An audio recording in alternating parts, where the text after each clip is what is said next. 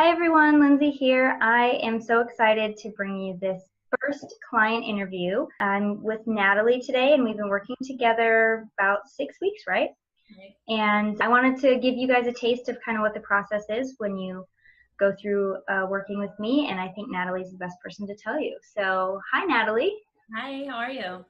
I'm good. I'm so glad that you agreed to do this, and I'm very excited to talk about your personal journey on deciding to do hypnotherapy, finding someone to work with, and kind of what you got out of it for anybody that's kind of looking for those answers. So I would love for you to kind of introduce who you are and what you do, and what you were looking to get out of hypnotherapy. Okay. Well, I'm Natalie, and I'm a loan officer in Maryland. And basically, I'm just on a path, I feel like, where many other people are as well, on deciding or figuring out who they are, what they want. And I was watching Lindsay's Mompreneurs, and that's really how I got in with Lindsay, or got to know who she was. And after watching her and then receiving her updates via email, something triggered me in one of her emails that was talking about self-sabotaging or clearing blocks in your subconscious, and I was really intrigued. So I reached out to her and I just said, I want to know more about this.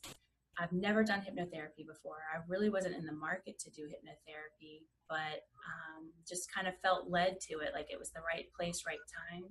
And I just, we had an hour consultation, and it was perfect. It made me feel very convinced that this was something that I should do or follow through with. And so I did. So I was looking basically to clear whatever might be clogged up in my subconscious, if you will. And I don't know, I was just open to what this would bring for me, I guess.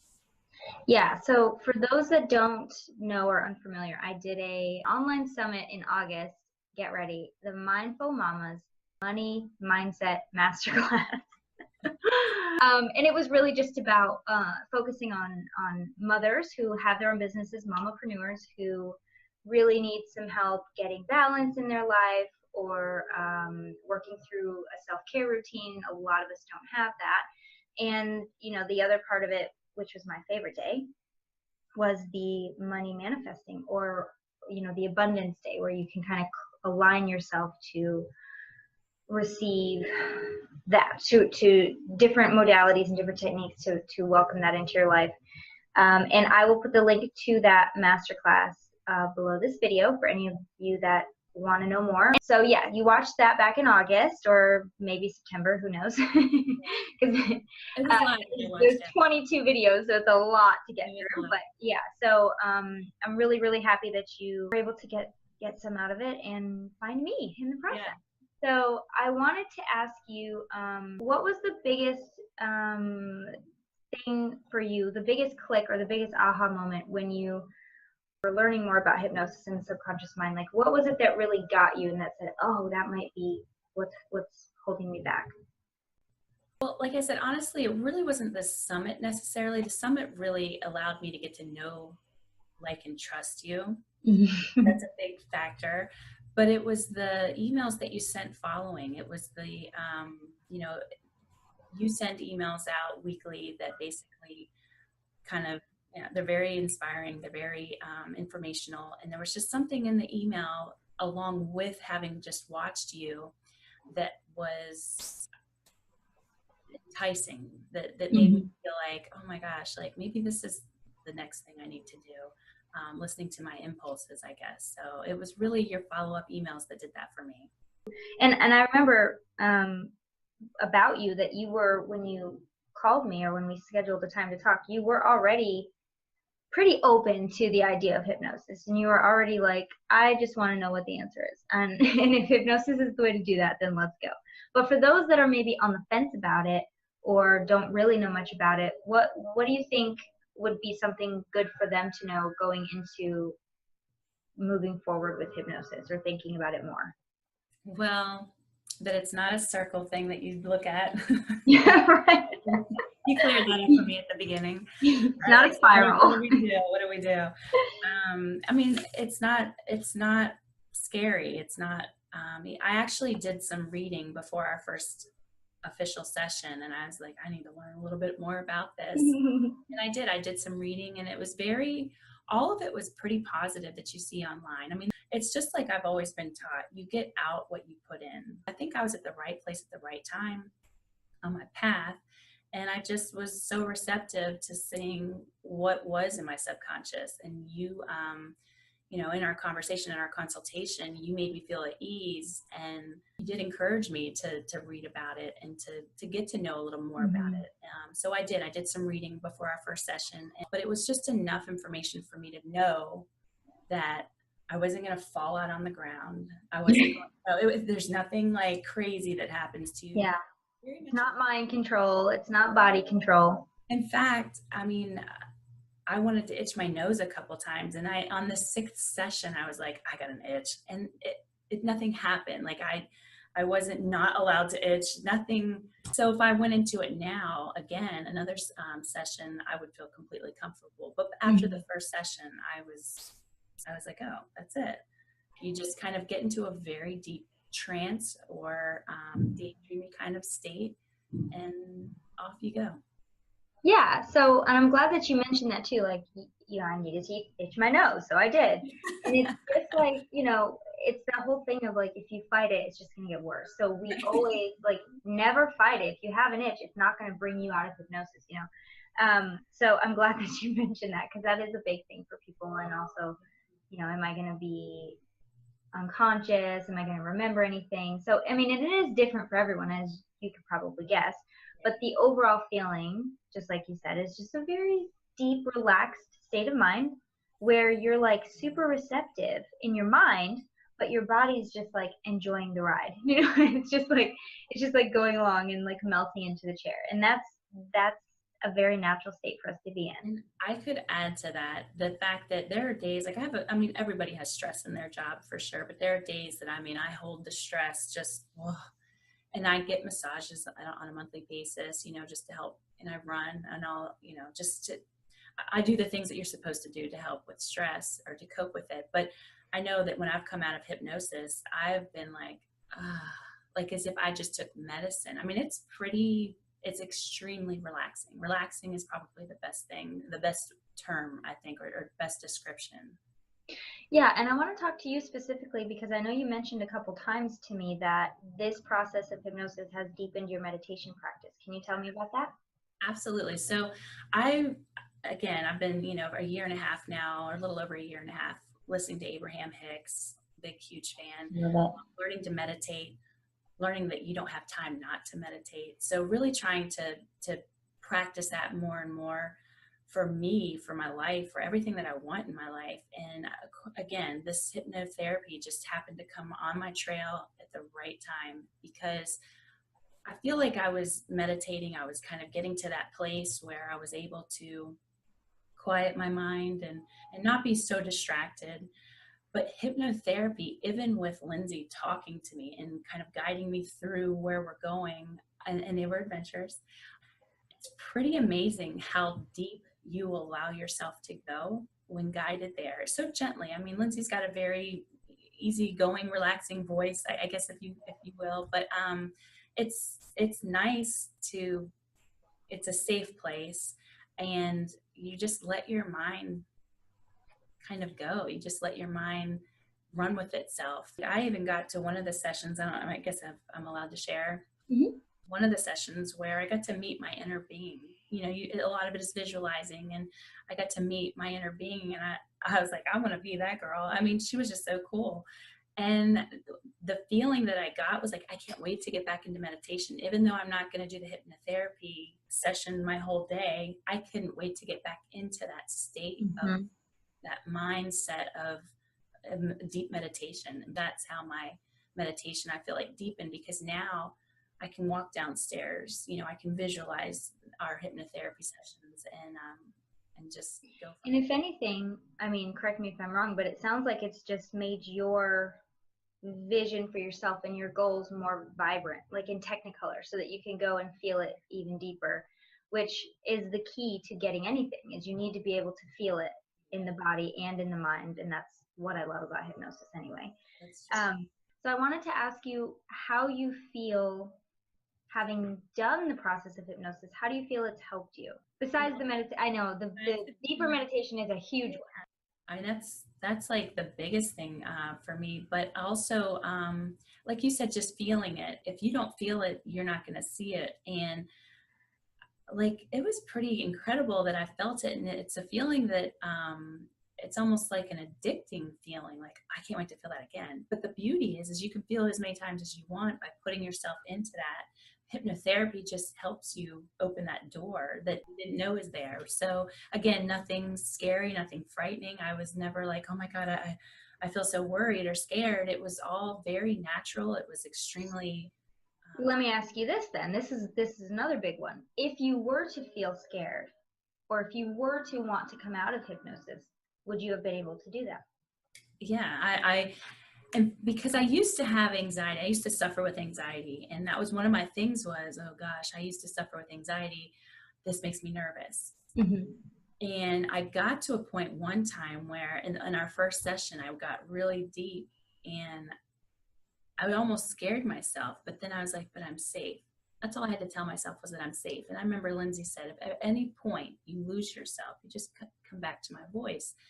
And for whatever that might mean to somebody else, maybe they trailed off, being very much under a very relaxed state, I guess. But I did for a split second get to a point where I was like, oh my gosh, like my whole body started to feel very like relaxed.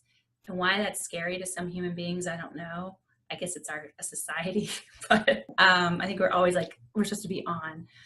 I definitely got to such a relaxed state that I was like, only to an anxiety person would you be like, oh my gosh, I'm too relaxed, Yeah. Nothing wrong with it. But there's a reason why you're on all the time. And the second you let yourself get to a state where you're not, the subconscious is like, hold on, why are we doing this? What's happening?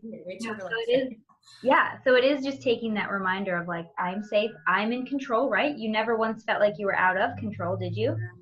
I mean, did you?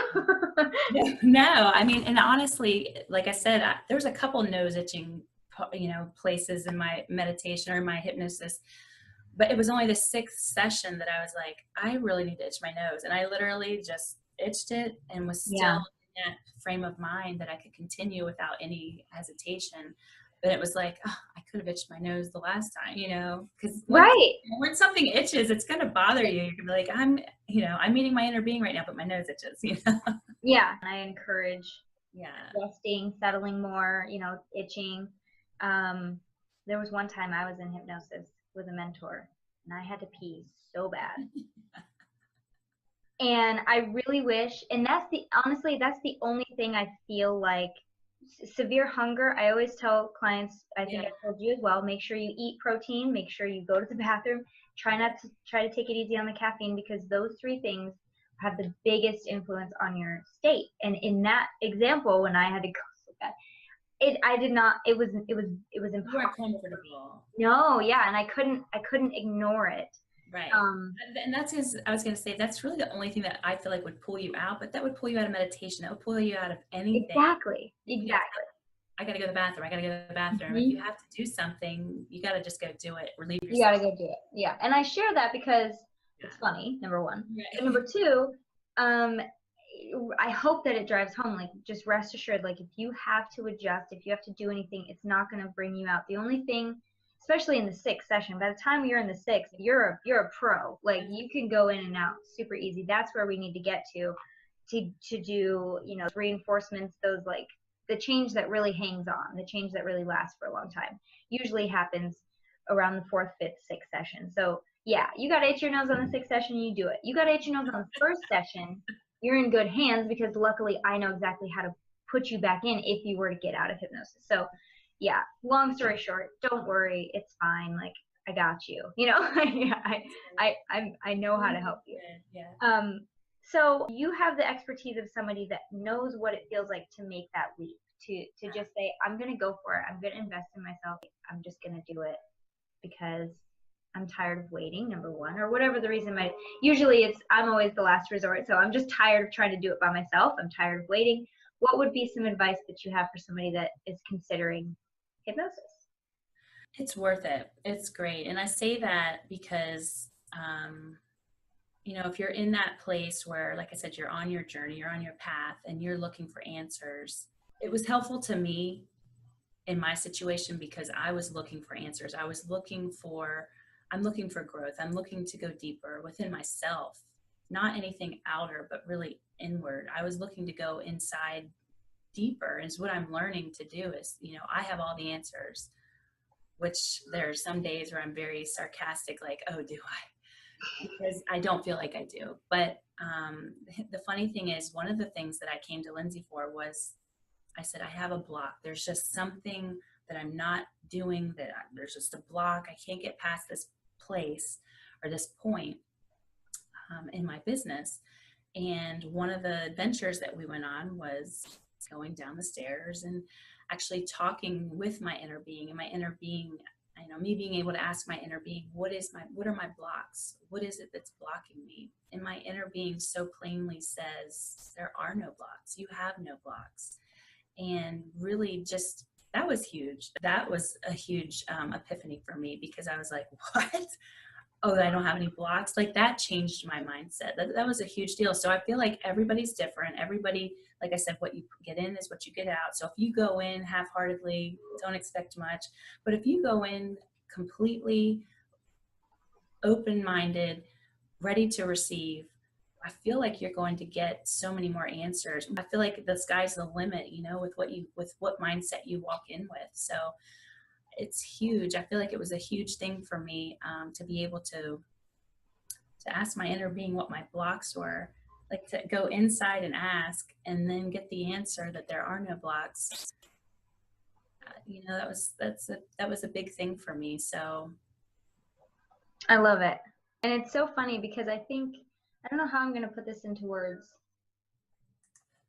but it seems like if you feel like you aren't getting to where you need to be because of some outside force, even if it's a subconscious outside force, right? It's affecting your progress, and it's impeding. I almost said infecting. I guess it could be too. it could be. But it's almost easier to feel that, okay, well, something's just blocking me. What you personally discovered is like, oh shit, I could do this if I wanted. Yeah. Holy crap, Right. Oh, there's no limits. Right. Well, yeah, what? It's scary, and that's sometimes that's something that is worked on in hypnotherapy, is just getting comfortable with the absence of the glass ceiling. Right. Yeah. That's yesterday I had one of those moments where I was watching Ellen. I love Ellen so much. Yeah. But there was a woman in the audience who had the choice to either accept $10,000 from Ellen or gift the 12 days of Christmas to everyone in the audience, right? Wow. And she said, 12 days of Christmas for everyone, of course. Like, I'm not going to just then everybody glare at me throughout the show. But she seems so nice. Like, she probably would have done that anyway. Anyway, so then the guest comes out, and they're talking about how awesome this woman is who did this for everyone. And then she just goes, you know what? You get 10,000 anyway. So they walk up and hand her a brick of money of $10,000. And then they just walk away. And I felt like, for the first time, I felt the sheer terror of like, oh my gosh, what am I going to do with this money? Right. You know what I mean? Yeah, definitely. It's so easy to talk about it. And maybe part of the reason she picked for everyone else is because so she wouldn't have to deal with that. Right. What do I do with this money right now? You're just handed a brick of $10,000. You can talk about it all you want. Oh yeah, I would do this and this and this. But picture it, feel it, look at those bills in your hand. Your mind is like frozen for a second. Especially with no strings attached. No strings attached. And I'm like, are they gonna have an escort to like help her out? Because we all just watched her get a whole set of money. Like, you gotta have an escort, right? But yeah, I mean, and it just, for me, it was like, it's so easy to say like, oh well, I have a block, so this isn't gonna happen for me. You know what's terrifying is don't have one. Getting rid of them, or just realizing they're gone. Like, that's terrifying. Yeah, that's so true. So good luck with that. No. No. That's funny. But But yes, I love that you say that. And the whole point is I like this conversation because it's not a small thing to realize your power. And all I could ever hope to do with hypnotherapy is help you be comfortable without the blocks. Have you be comfortable in the joy of like, what am I going to do when I have this? Okay, let's figure that out. Let's live in that moment already so that, and that's why we do the ideal self, so that you can get comfortable with that idea of a limitless being, right?